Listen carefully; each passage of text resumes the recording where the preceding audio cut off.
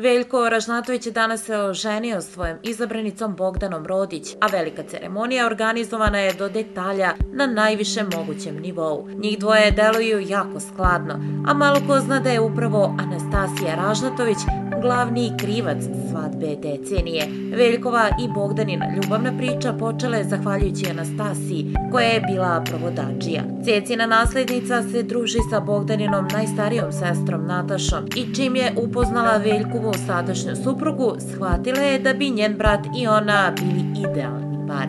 Upoznala ih je i kako se kasnije ispostavilo, njena procena je bila pun pogodak, te su Veljko i Bogdana danas svoju ljubav krunisali brakom. Veljko je u više navrata istakao da je siguran da je Bogdana prava devojka za njega, a malo ko zna da je ova lepa trudnica imala uspešnu košarkašku karijeru. Nakon toga, 2015. godine se ekipom Radivoje Korać osvojila je titulu prvaka Srbije u košarci. Iste godine Bogdana je sa Koraćem bila vice prvaka ženske regionalne lige i finalista kupa Milan Ciga Vavsojević. Tokom karijere imala je 2 teške povrede kolena, ali to je nije sprečila da se vrati kao pobednik.